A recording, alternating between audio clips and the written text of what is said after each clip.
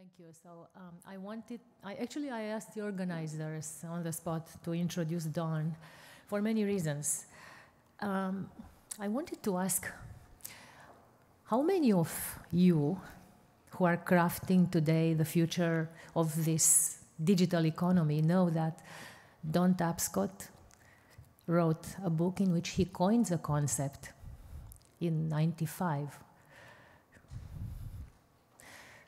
Very few hands, and I was sure about that. So '95 was a crucial year for me. I finished my PhD, and that book came very timely for me to follow in his footsteps with my career, and I'm very grateful. So, you know, and maybe we all know, yes, we all have our idols who change our life at crucial moments. Like for me, the first one was Carl Sagan. Because of him, I'm a scientist rather than a poet today. And then there was Don Tapscott. So I'm very grateful and indebted for his vision, for his luminary work. And you know, I didn't meet Carl Sagan, but I had the privilege to meet my other idol. And this was a few years ago at the United Nations. We ended up on the same panel on the future of the knowledge society or something like that. And Don started by, you know, we were at the United Nations, and he started this panel by stating, ladies and gentlemen, the United Nations will disappear very soon. All I can hope is that he's not going to start his talk saying the same about the blockchain. Actually, I think the blockchain is accelerating the process for the United Nations to disintegrate, but I'm not going to go more farther than that. So what I could say is that we are witnessing an epic moment here with the digital economy finally meeting the blockchain. And without further ado, I would like to, and mentioning that, of course, Don Tapscott coined not only digital economy, the words and concepts like digital divide and many others. He wrote 15 books, among which I'm sure you know Wikinomics and the Radical Openness and many more. But we will start with a 1-minute video, after which Don will make his grand epic entrance. So please, the video. Thank you.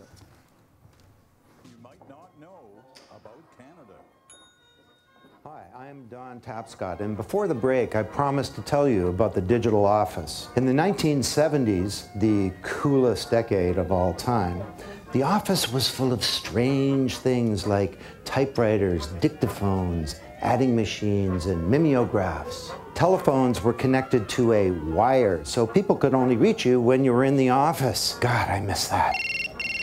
Not now! In 1978, the Canadian company Bell Northern Research wondered what would happen if every desk had a computer on it connected to a vast internetwork. Their incredibly handsome staff created an office that used crazy things like email, word processing, texting, and document management. Then B&R pitted the computerized workers against the computerless old-school test group.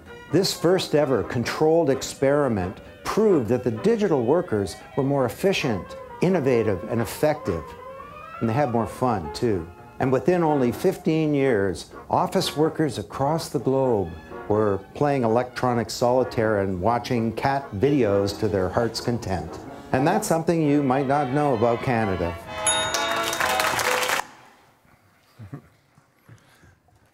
Thanks. 1981, I wrote a book on that experience. John and I were reminiscing. Douglas Engelbart was my mentor. And my mother did buy most of the copies of the book. It was a sort of study in bad timing. But flash forward to today, something big is happening. And so I've been working on this issue of the digital revolution, how it changes business and society since 1977. And what I'd like to try and do in the next half hour is convince you of the following idea, that from now until then, we've seen the first generation of the internet. And it brought lots of great things. But it also came with a cost, and it has some serious limitations.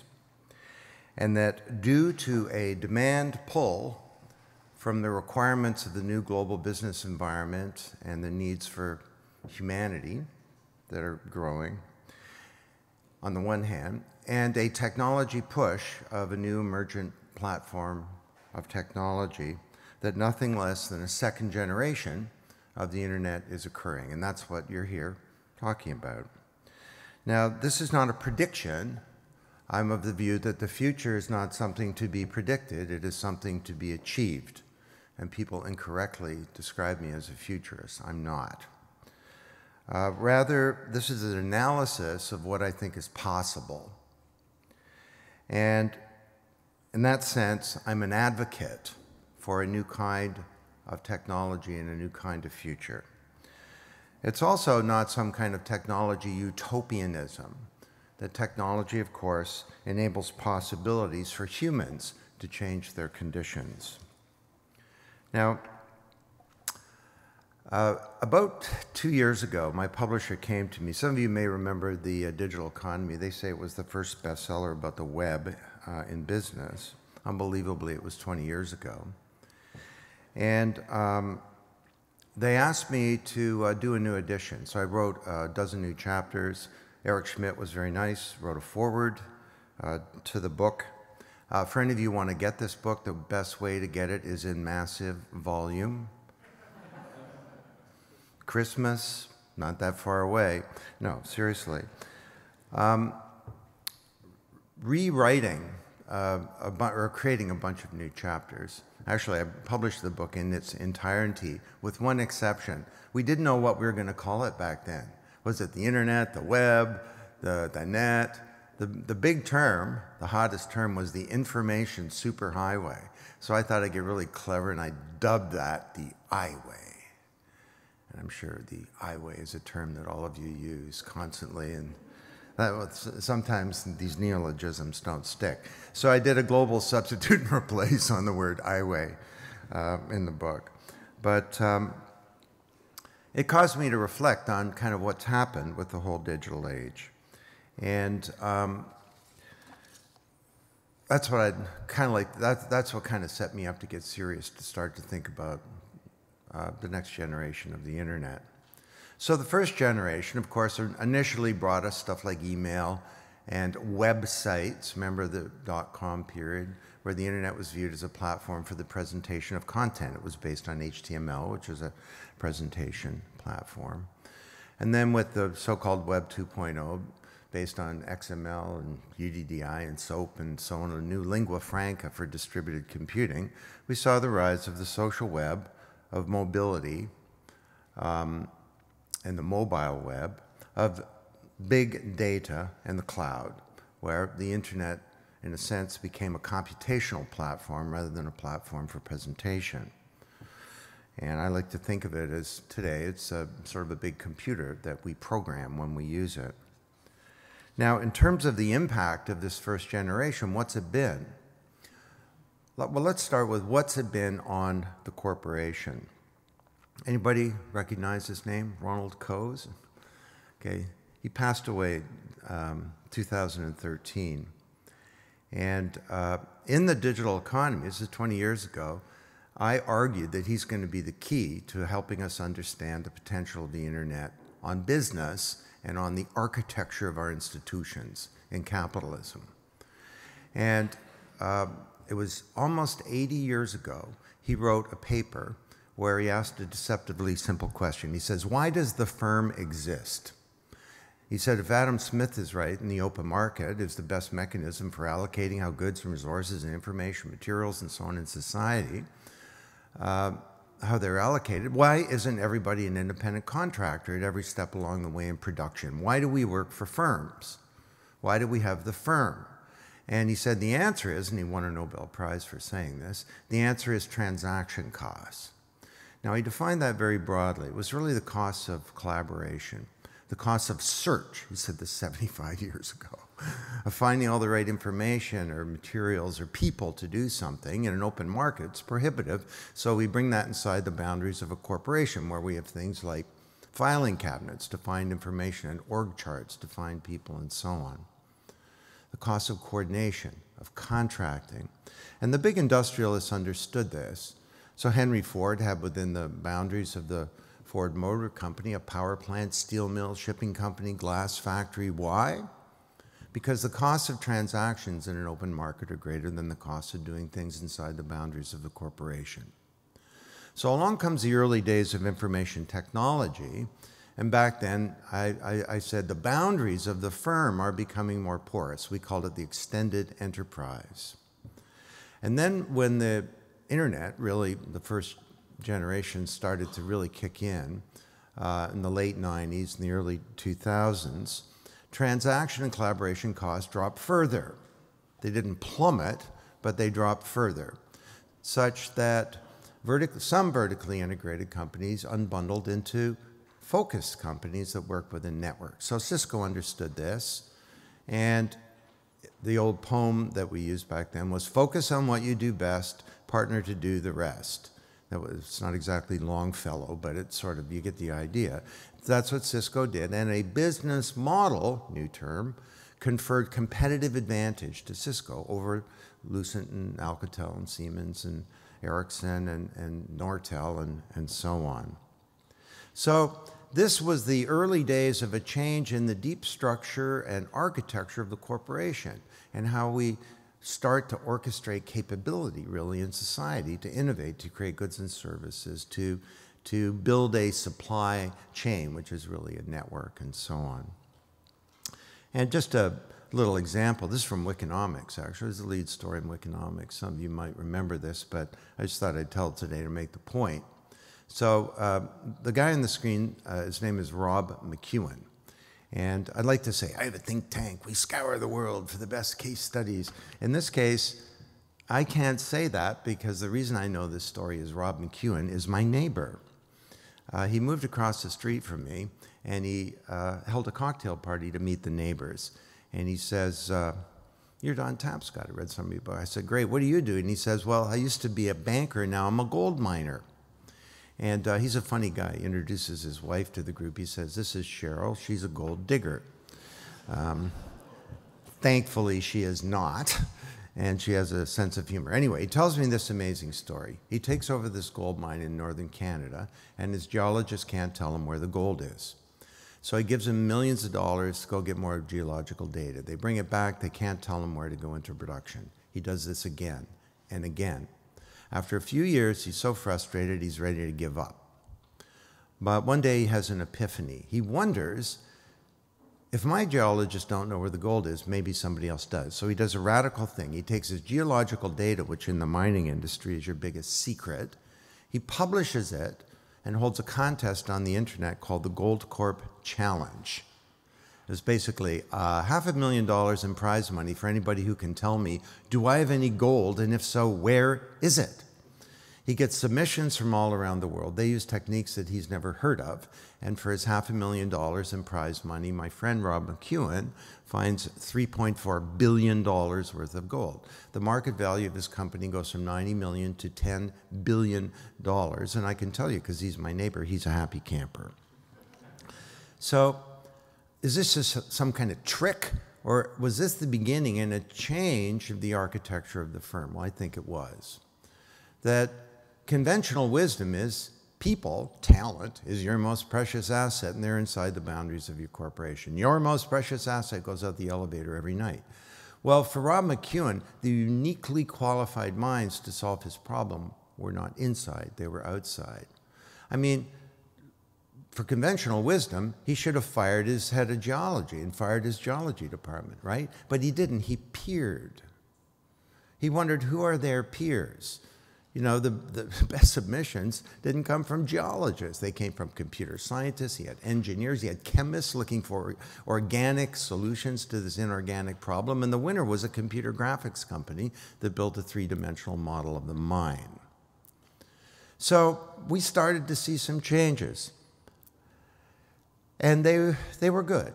You know, the tonic of the market started to be brought to bear on all kinds of different functions of the organization.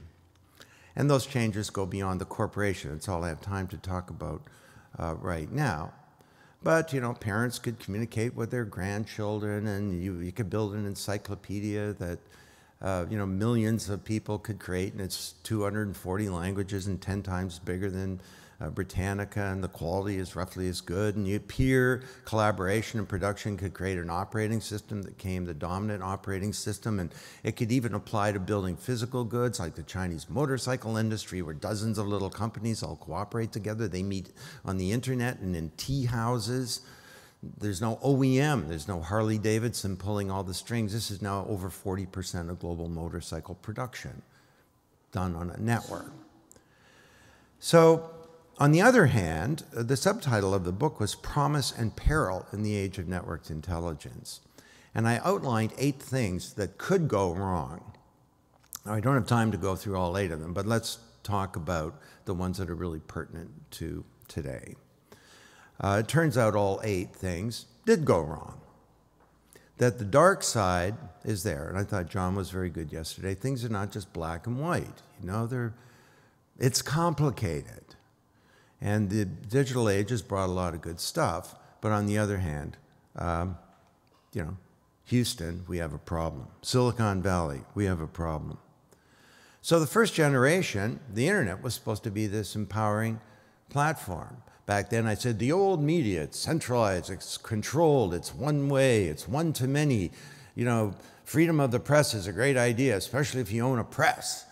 You know, broadcasting, radio, the recipients are passive, they're inert in the whole process.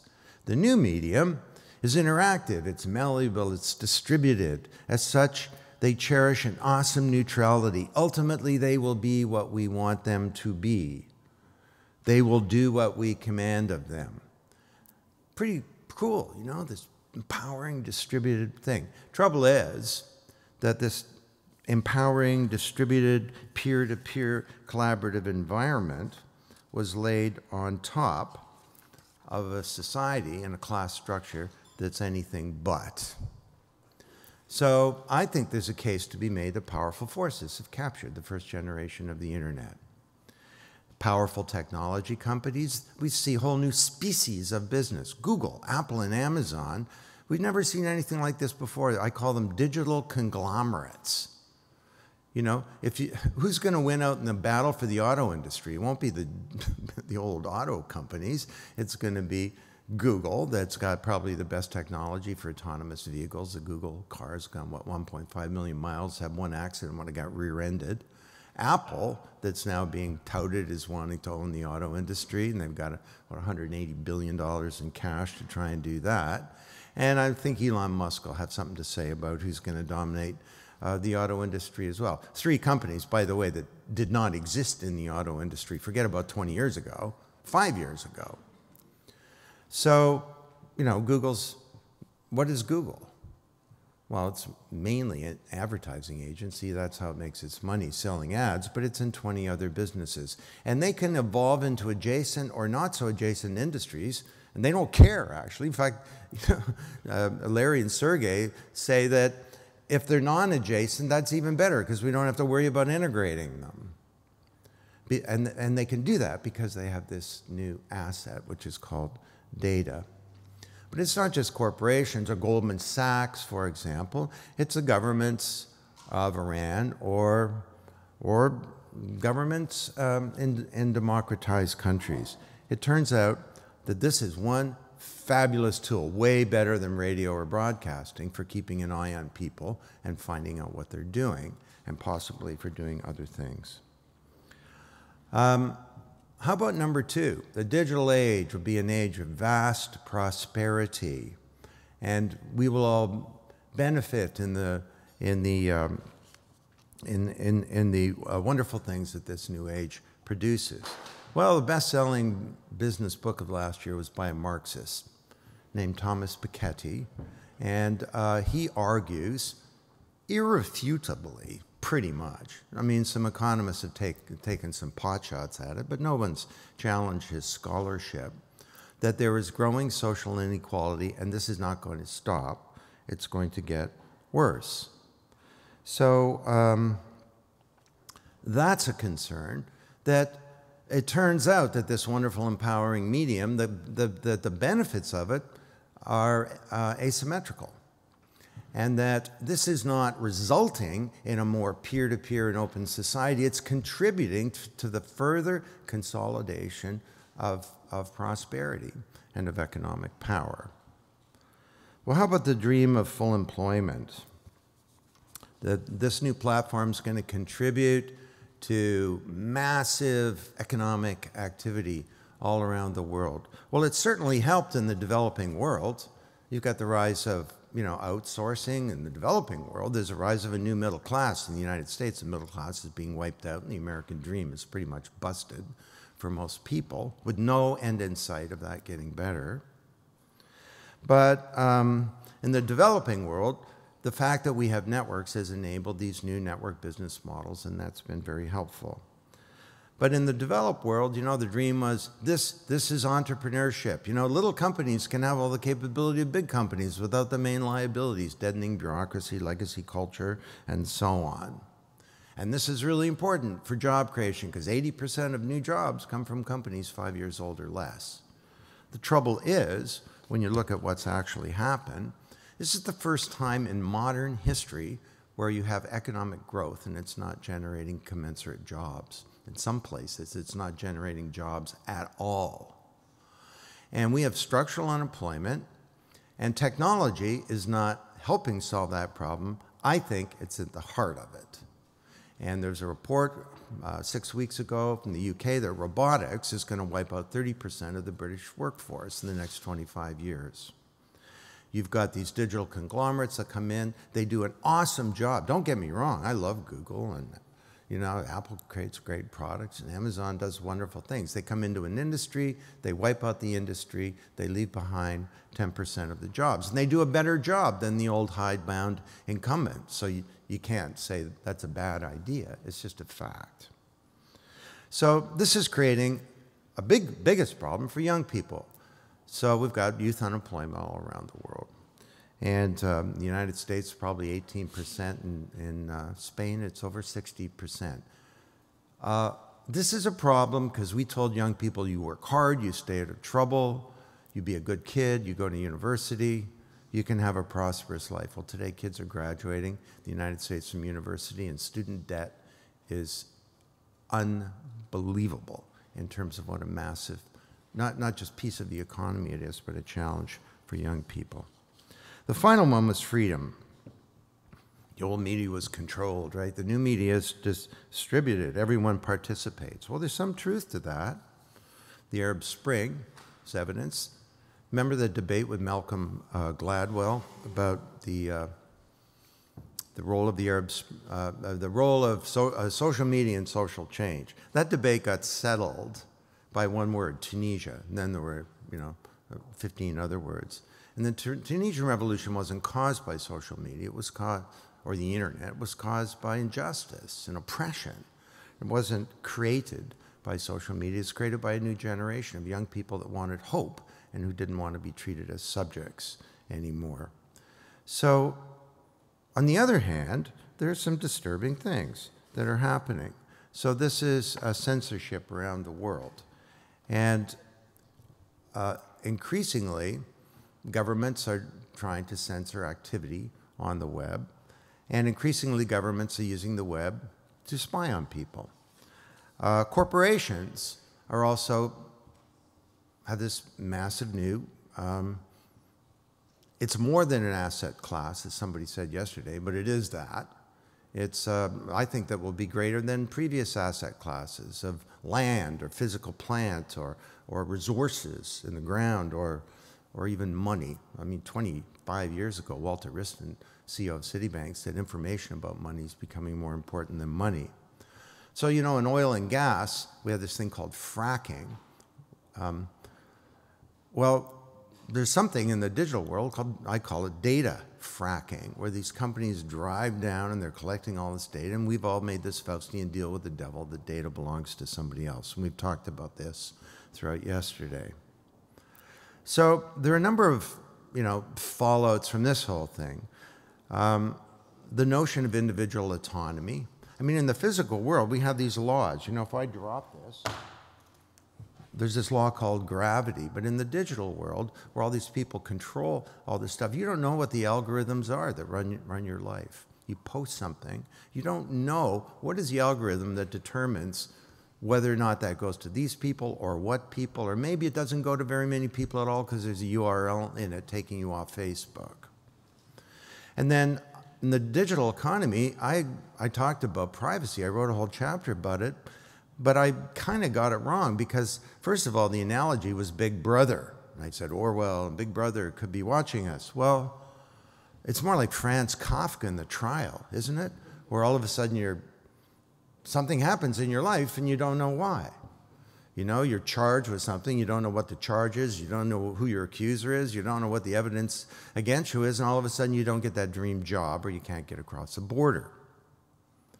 So data minimization, trying to be careful what you present and what you share, is no longer a viable strategy, as I argued back then. What happens in Vegas stays on YouTube. So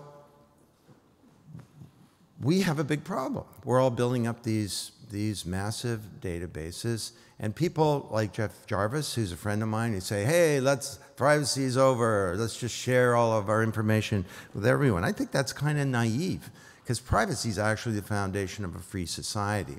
Governments, they can be trusted to always be benevolent? I don't know about that. And then what does it mean for corporations to have perfect information on all of us? So that's kind of the setup for what I wanted to say. And I better speed it up here. So reality check. Hey, the first generation, first few decades, it's pretty great. But when you look at the big measures of human success and quality of life, there are a number of big problems. What if there was a new generation of technology, a distributed worldwide ledger? The first generation brought us the World Wide Web.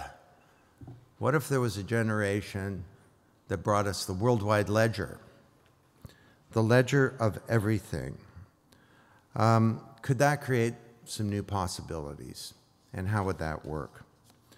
Well, there was a discussion about what's the right way to talk about Bitcoin yesterday, and it was good. I don't think it's wrong to view Bitcoin as an early app on this new worldwide ledger. It's more than that. It's an app, and it's a set of capabilities, and it's a bunch of humans, and so on. But what if we had a worldwide ledger of everything, of who owns what, who bought what, who traded what, who married whom is obliged to do what, who fulfilled their contractual obligations, who ordered what autonomous vehicle, who voted, how governments spend taxpayer dollars, who listened to what song, who watched what movie? Could we solve two of the biggest problems of the first generation, which is identity and trust? That you don't really know who somebody is on the internet. We used to, that old joke on the internet, nobody knows you're a dog. It was from 1994. Well, it hasn't really been solved yet, unless you have a third party. And you can't really trust somebody unless there's a third party, like a bank or a quasi-bank like PayPal, or a government or some kind of central authority. So trust in business is the expectation that the other party will act with integrity. I just said what trust is in a sentence. It took me 1 month of reading everything there is on trust to be able to compose that sentence. I'll say it again, because I wrote a book about this. It's another one my mom came through for me on, big time, about a decade ago. But it was called The Naked Corporation. It said transparency is a powerful new force. Trust in business is the expectation that the other party will act with integrity, that they'll be honest, they're not going to rip you off, that they're going to be considerate of your interests, and that they're going to abide by their commitments. What if we had a platform where that kind of trust was built into the platform as opposed into human behavior? Could it create a world of trusted activity and transactions where integrity was built into the system? So I think of Bitcoin three ways. I think of it as an asset. You know, it's like gold. Is it going to go up or down? Should I buy some? Should I sell it? When should I sell it? So on. More broadly, it's a currency, and there was lots of discussion yesterday about use cases for that. One that didn't come up, I've found in my research on this, is that credit card companies, like 4% of their revenue is related to remittances, but it's close to 40% of their profits of credit card companies. So Bitcoin is a currency, but most important to me, it's an app and a set of human capability that's sitting on a new platform. The Internet of Everything. Well, y'all know what that's about. I'm in my hotel room last night. The door had a chip in it. It's inter-networked. The door has knowledge, and it probably is a high-end hotel, has an IP address. I had a camera stolen in Hawaii where the door, in Miami, where the door knew about me. I have a friend in Toronto. Everything in his house has that has electrical power has an IP address, and all this stuff talks to itself. I have no idea what his refrigerator says to his toaster. But he was bragging that his fence talks to his sprinkler system. And I said, well, why would you care? And he says, well, Don, if a burglar comes over the fence, the sprinkler is my first line of defense. So, but his toaster is not yet going on the internet to do a transaction to find out the best source of power. Is it possible that the Internet of Everything needs a ledger of everything? The Internet of Everything needs a ledger of everything. How could that work? Well, when I travel, these are, by the way, are the main sort of apps or areas of apps for the so-called Internet of Everything. So when I travel, my Wi-Fi can rent out itself out in my absence, charging fractions of coin for every second of usage, or that song I wrote with its own private key can meter its own use so that whenever anyone listens to it, I see the proceeds. And you don't need an intermediary like ASCAP or BMI. Spare bedrooms, empty apartments, vacant conference rooms could rent themselves out. Patents, talked about this yesterday, could license themselves. Emails could charge spammers for each item received. If we have to pay 1/100th of a dollar, or let's make it 1/100th of a cent for every email, that's not prohibitive for us to use email, but it would pretty much wipe out spam. With machine learning, sensors, robotics, autonomous agents could manage our homes and office buildings, interactive sales and marketing, bus stop, shelters, traffic flow, road use, waste collection, disposal. You know, already bins are starting to speak to trucks. They don't do transactions yet, but that's begun. Energy systems, water systems, healthcare devices, embedded or worn inventory factories, supply chains.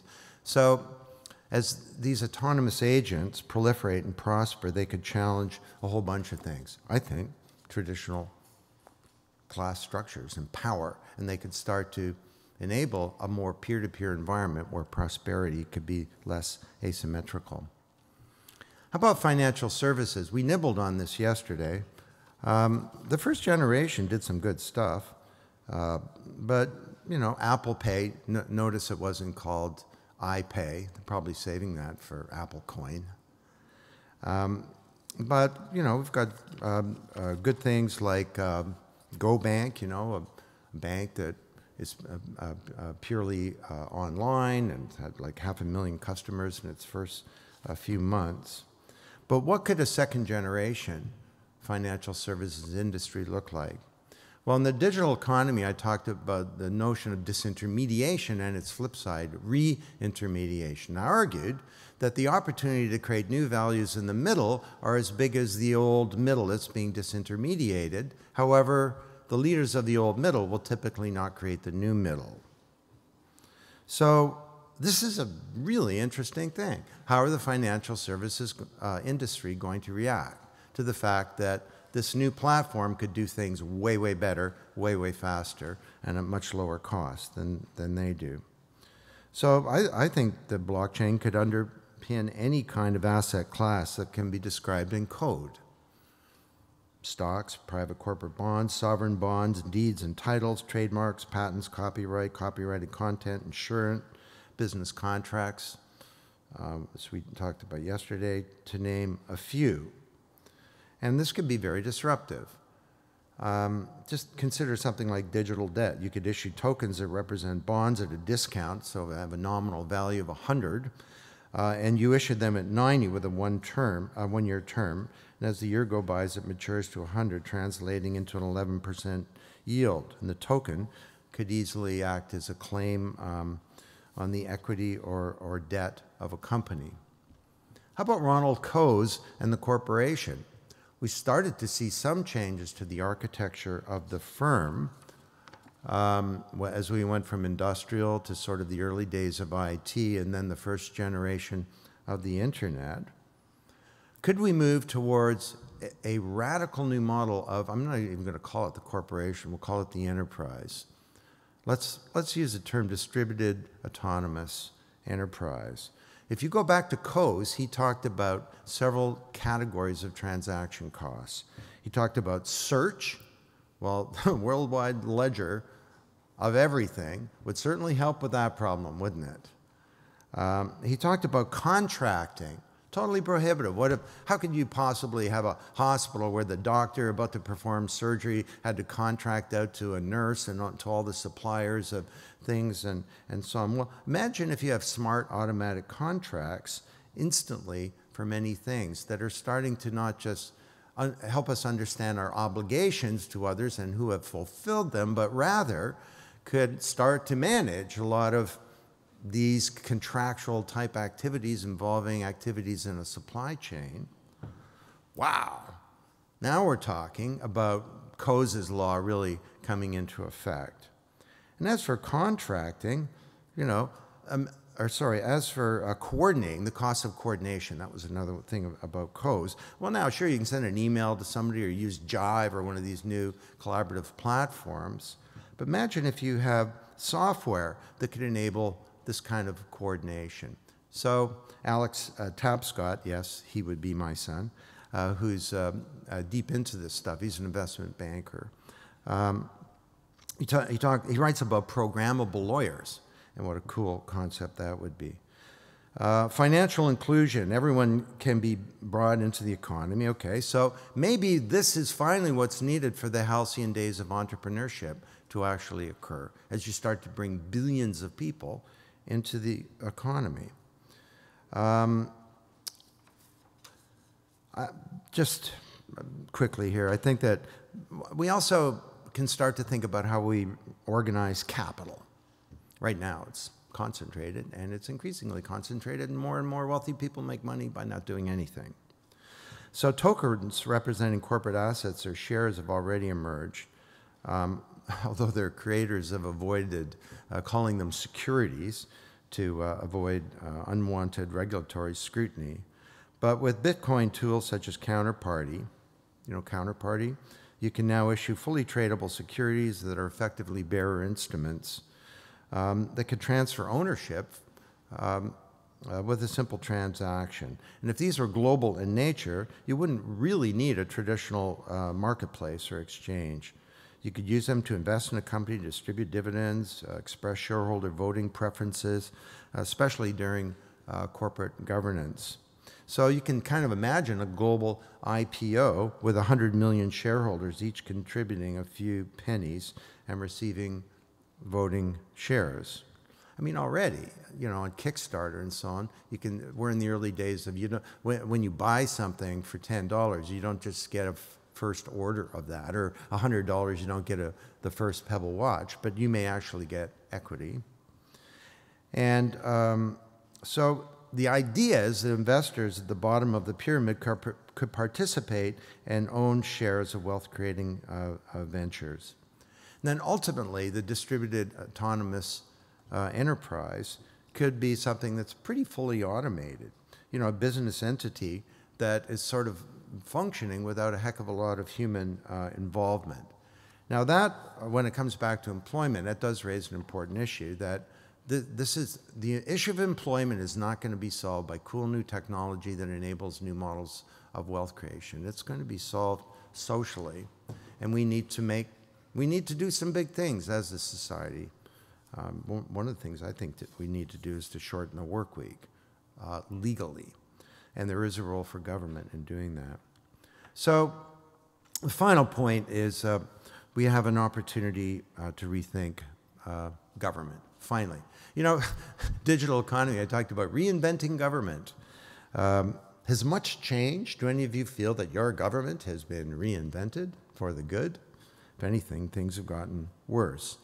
And the industrial age model of the corporation paralleled itself in the rise of the industrial age government. You know, 80 years ago, bureaucracy was a hot new management term. We needed bureaucracy to protect the public purse and to prevent graft and patronage and corruption and so on. But the model of government is, I'm a government, I collect tax revenue from people outside my boundaries, I have these people inside my boundaries, they create laws and services, they deliver it back to citizens, we hope you enjoy it. Well, that's going to continue, but with government as a platform, you're starting to see the tip of the iceberg of something that could be very different. So governments can release raw data and they become a platform for the private sector, civil society, and other parts of the economy to self-organize to create public value. Now, with a worldwide ledger, that of course could be accelerated very, very dramatically.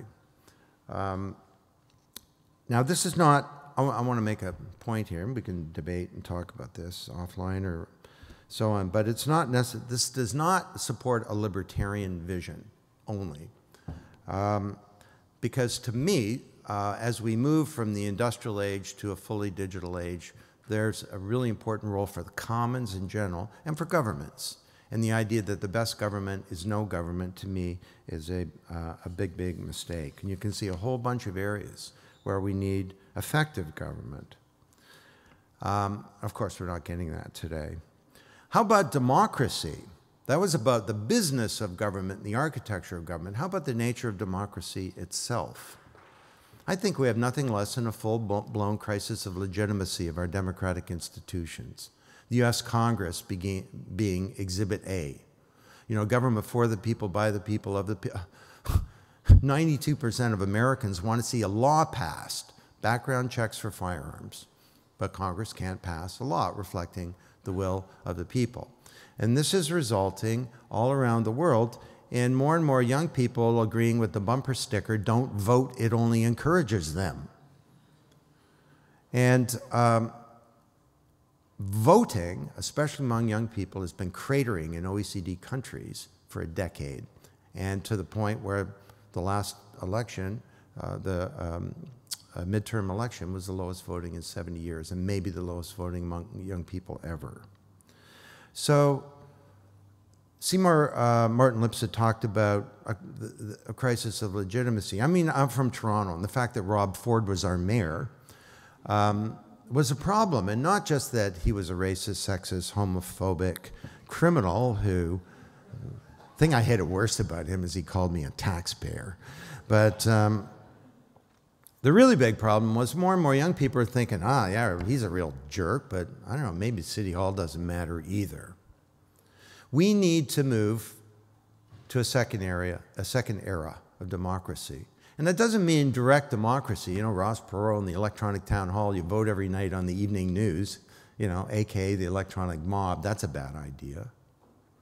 Democracy's a lot more than voting every night on the evening news. One of the things about it is protecting the rights of minorities.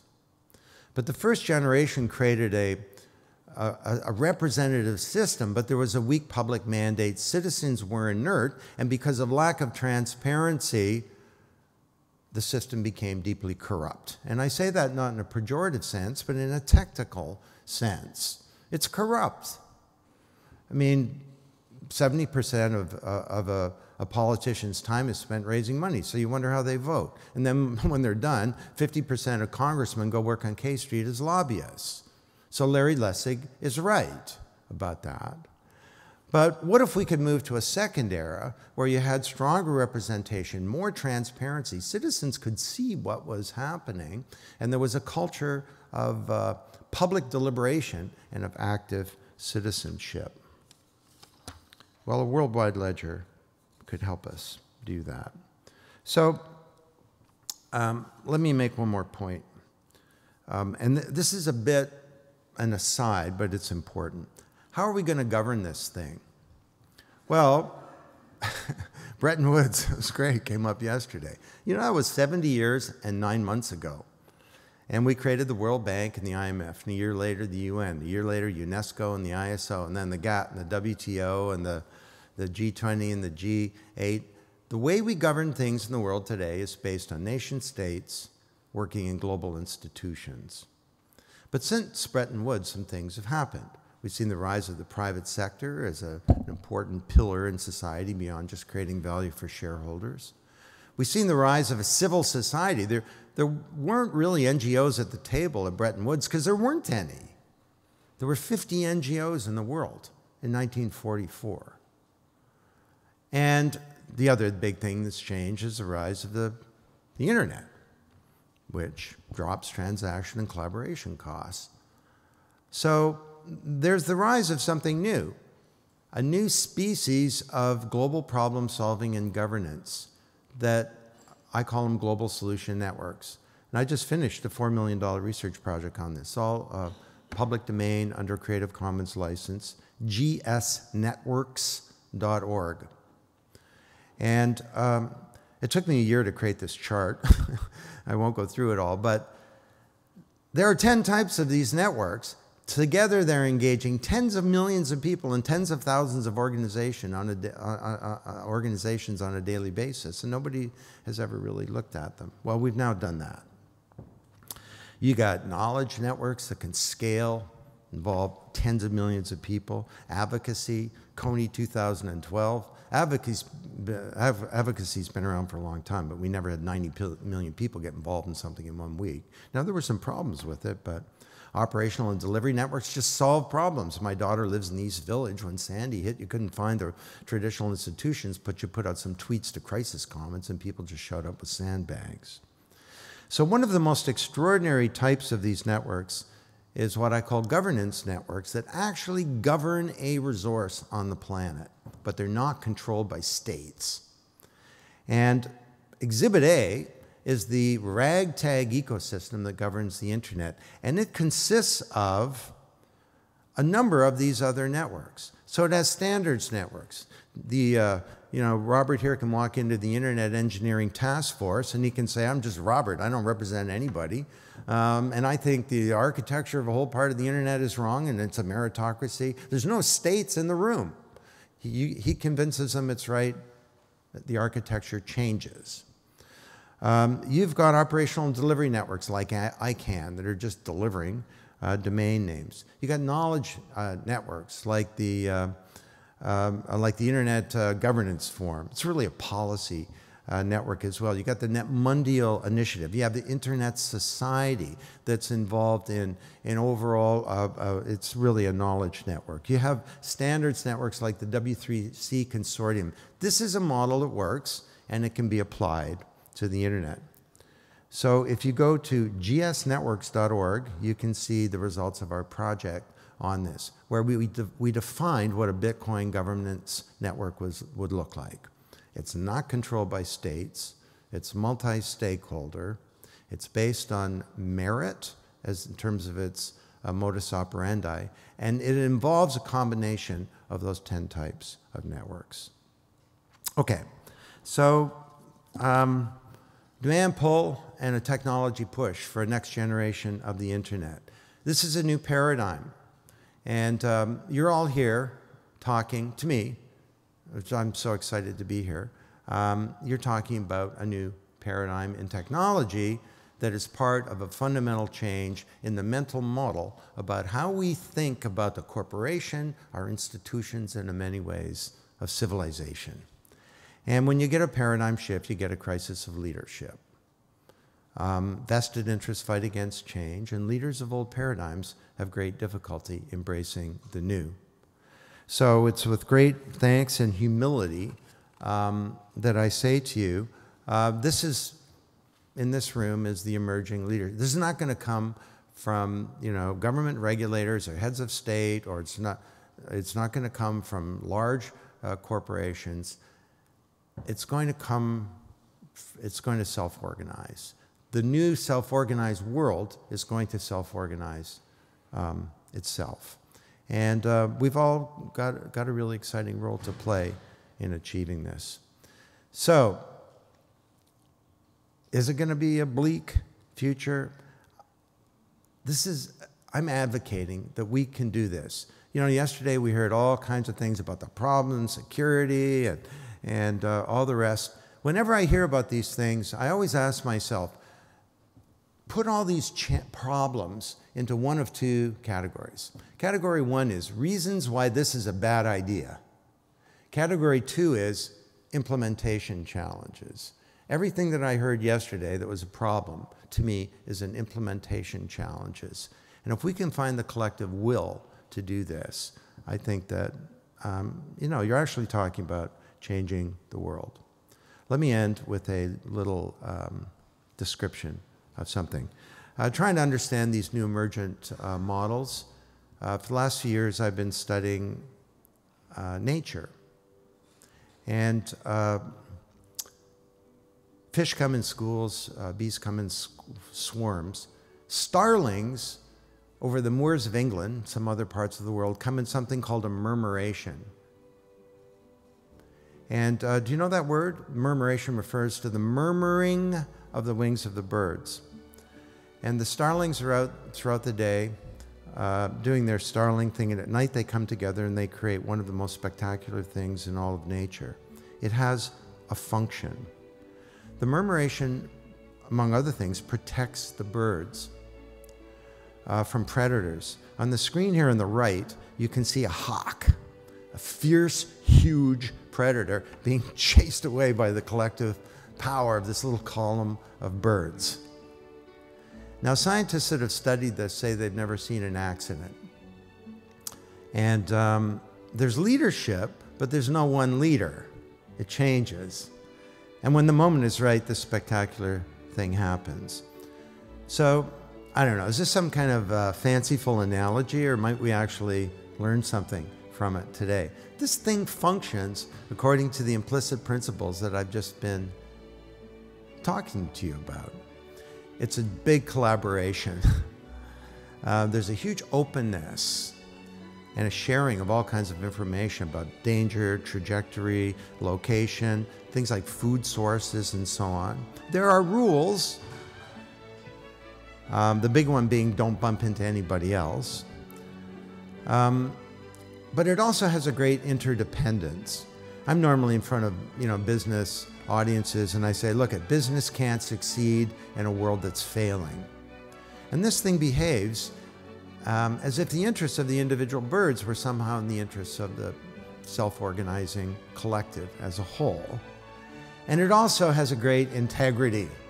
Now, these are birds. They don't have consciousness, but there's a trust there, right? Trust is the expectation that the other party will act with integrity. And it has integrity in the sense that it gives the birds the courage to take on a most fierce predator, because they know that the other birds have got their back. What if we could implement a new ledger of everything that could enable us to collaborate in new ways? Could we go beyond just sharing information? Could we start to share some kind of intelligence, human intelligence? You know, a network of glass and air that can enable us to connect our crania based on an irrefutable platform of what is true. Could this enable us to create some kind of consciousness? I don't know, that goes beyond an individual or a team or a work group? Wow, if we could do that, we could do some great things. You know, during the early days of the Arab Spring, I don't know, say in Egypt, people said Mubarak is too strong. Those kids are going to go home. They won't keep coming out by the hundreds of thousands or millions every day. They're going to give up. And I wrote at the time, I don't think they will give up, because if they go home, they know that Mubarak will hunt them down and he will kill them individually, wipe out the leadership for sure. Just as if that murmuration breaks up, those predators can have their prey. So I think about what's happening here and what's happening up there, and I get a lot of hope that maybe this smaller networked world with the next generation of the internet might actually be a better one. And that this age of network intelligence might be an age where the promise is fulfilled and the peril is unrequited. So thank you very much.